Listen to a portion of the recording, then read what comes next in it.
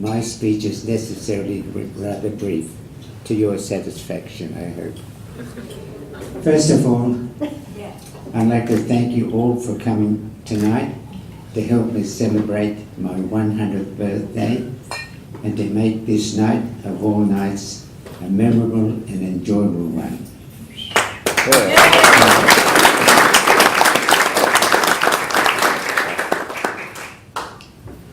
People look at me and say, Norman, you haven't changed in looks at all. I said, thank God for that. But the point is, they said, but you're good looking now. What's the reason? How do you maintain your youthful looks?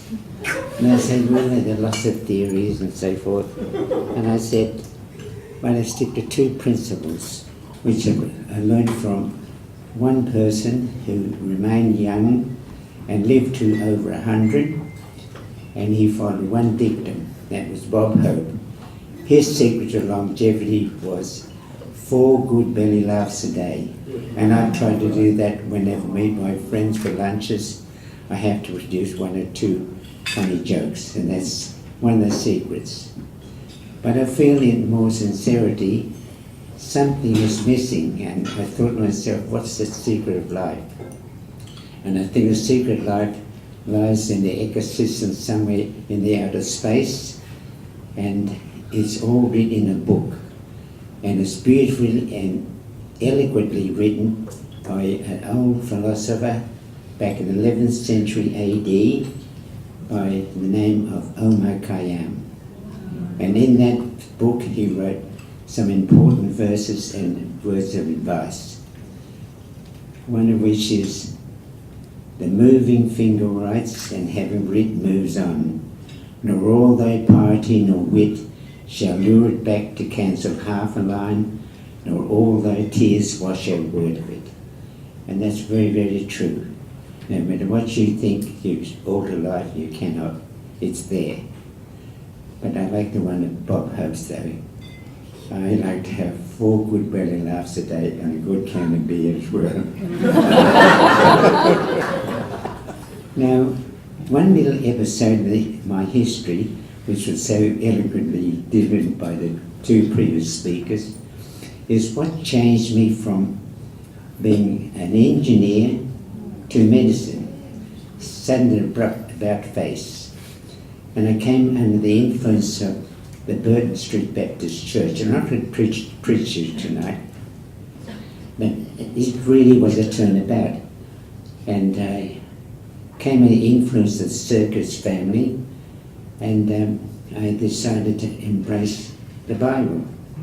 So eventually summoned up enough courage to go out into Darlinghurst Road to Taylor Square with a soapbox so that I could stand on and people could see me. And I started preaching these guys layabouts around in the Court of Justice at Taylor Square, and gave the best of my oratory. And I suggested, after this finish, come and join me down to hear a real lesson in Christianity. And I got off the soapbox, went down and saw quite a few people follow me in. But unfortunately, instead of going up the tabernacle to hear the service, I found they went downstairs. What for? I found out later, in spite of my brilliant oratory, induced them to go down to the church. All they wanted to come for was a biscuit and a cup of tea, which goes to show you the power of an honest arrowroot biscuit and Butcher's Blue Label tea was better than my speech. Well, with those few words, I want to thank the staff of the Royal Sydney Golf Club for the wonderful service, and Amanda for all the efforts she put into organising it.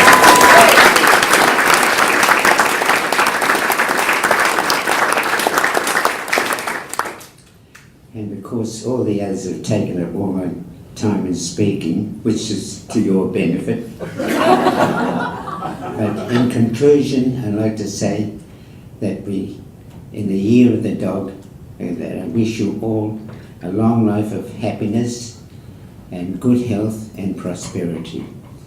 And in conclusion, I hope you all get a letter from the Queen like a...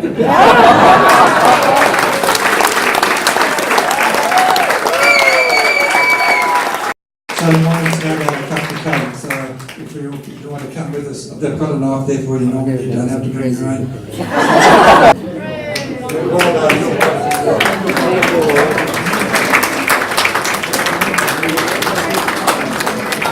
So, well done, Norman. So, look, I think that concludes the formalities. I think Norman's already done it, but I just would like to reiterate. Whether I'm right or whether I'm wrong, whether I find a place in this world or never belong, I gotta be me, I gotta be me. What else can I be but